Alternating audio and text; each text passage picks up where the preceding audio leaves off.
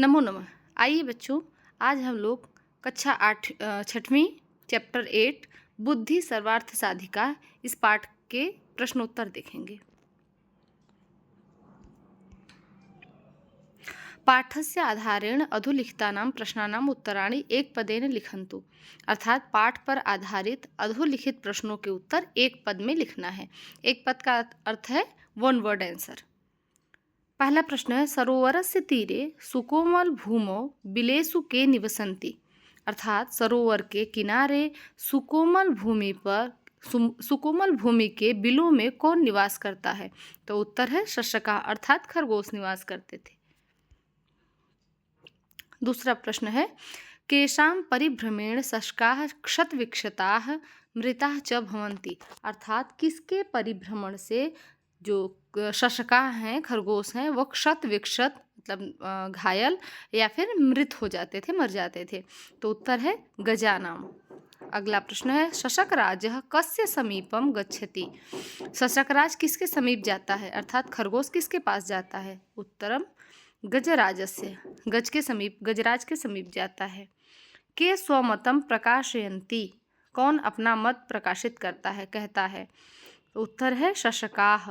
अर्थात सभी जो खरगोश थे वो अपना अपना मत, जब मीटिंग हो रही थी तो सभी अपना अपना मत रखते हैं उस सभा में।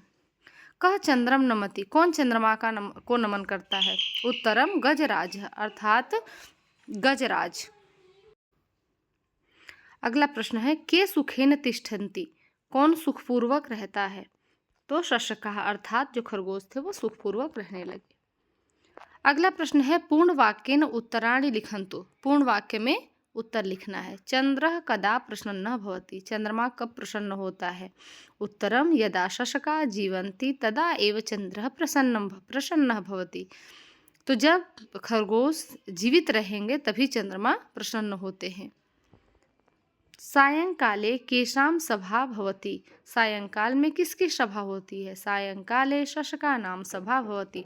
आपने पाठ पढ़ा था पिछली क्लास में, हम लोगों ने इसका अध्ययन किया था कि सारे जो खरगोश थे वो सायंकाल में एक सभा करते हैं कि हम कैसे इस समस्या से छुटकारा पाएं। जो हाथी थे, गज थे, वो उनका समूह आकर के उन्हें कुचल देता था, तो इस समस्या से समाधान के लिए वो एक सभा आयोजित करते हैं। अगला प्रश्न देखते हैं, शशकाः किमर्थम उपायम चिंतयति।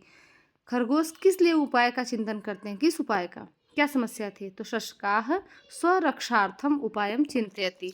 जो खरगोश थे वो अपनी रक्षा के लिए उपाय का चिंतन करते हैं। चंद्रः केन नामना प्रसिद्धः अस्ति। चंद्र किस नाम से प्रसिद्ध हैं? तो चंद्रः शशांकः इति नामना प्रसिद्धः अस्ति। चंद्रमा का एक और नाम है, आप सभी जानते होंगे बच्चों, शशांक। तो शशांकः इति नामना प्रसिद्धः अस्ति। आम चंद्रस्य दर्शनाय आवाम अधुना एव सरोवरं प्रति चलाव इति कह कथयति। हाँ, चंद्र के दर्शन के लिए हम दोनों अभी सरोवर के प्रति चलते हैं, ऐसा कौन कहता है? तो उत्तर है आम चंद्रस्य दर्शनाय आवाम अधुना एव सरोवरं प्रति चलावः। यह कौन कहता है? इति शशकः कथयति। यह खरगोश बोलता है। प्रश्न नंबर 3, पाठस्य आधारेण पट्टिकातः क्रियापदानि चित्वा वाक्यानि पूरयत। तो पाठ पर आधारित यह जो पट्टिका दी गई है, इससे क्रियापद को चुन करके वाक्य की पूर्ति करनी है। क्रियापद जानते हैं ना, जिससे किसी कार्य के होने का बोध हो, उसको क्रिया कहते हैं। किम चंद्रः सरोवरे। तो आगे उत्तर वाले में देख लेते हैं। यहाँ से देखिए, यहाँ दिया हुआ है किम चंद्रः सरोवरे। तो ऊपर आपको ऑप्शन दिख रहा है, निवसन्ति, चिंतयन्ति, भवति, कथयति, तिष्ठति। तो सरोवरे क्या होगा? निवसन्ति निवास करता है, चिंतयति चिंतन करता है, भवति होता है, कथयति कहता है, तिष्ठति रहता है। तो क्या हो जाएगा यहाँ? तिष्ठति। क्या चंद्रमा सरोवर में रहते हैं? ऐसा कौन पूछता है? ऐसा गजराज पूछता है। तो उत्तर हो जाएगा तिष्ठति। सर्वे शशकाः उपायः। सभी जो खरगोश थे वो क्या करते हैं? उपाय का चिंतन करते हैं। तो चिंतयति। सायंकाले शशकानां सभा। सायंकाल में जो खरगोश रहते हैं उनकी सभा क्या होती है? तो भवति। सायंकाल में शशकानां सभा भवति। शशकाः सरोवरस्य तीरे निवसन्ति। स गजराजं कथयति। आगे देखिए, उदाहरणानुसारं निम्नलिखितानां पदानां वचनं पुरुषं च लिखन्तु। जैसे देखिए यहाँ पर उदाहरण दिया गया, चिंतयति यह प्रथम पुरुष एक वचन का धातु रूप है। तो उसी तरह तिष्ठन्ति, तिष्ठन्ति यह भी प्रथम पुरुष का बहुवचन रूप है। जीवन्ति यह भी प्रथम पुरुष का बहुवचन रूप है। नमति यह प्रथम पुरुष का एक वचन रूप है।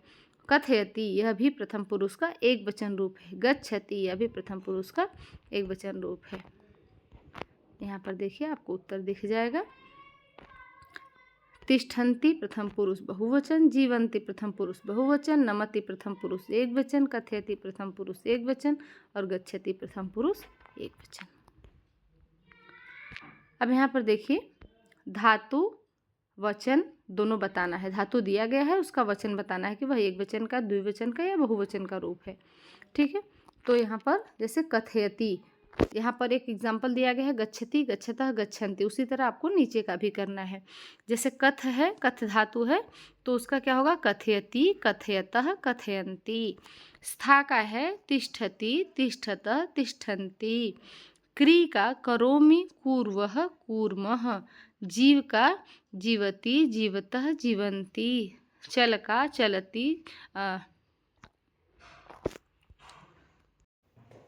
चलामि, चलावः, चलामः। यहाँ पर आपको इसका आंसर दिख जाएगा। ठीक है, आगे बढ़ते हैं।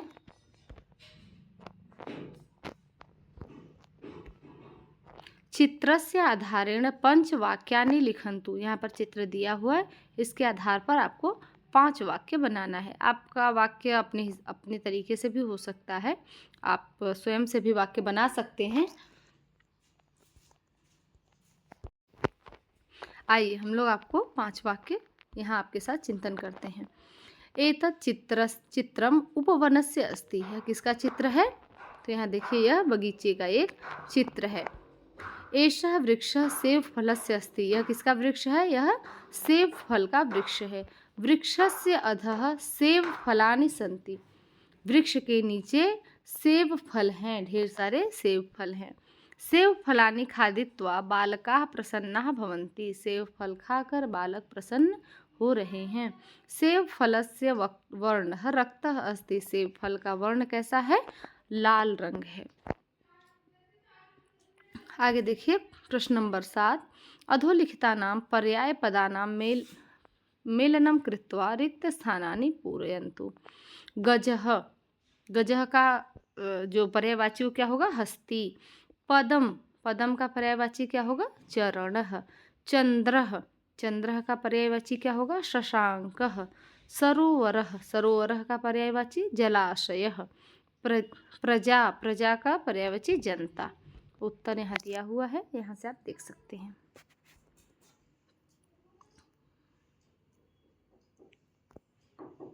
बाकी ये आपकी योग्यता विस्तार के लिए है।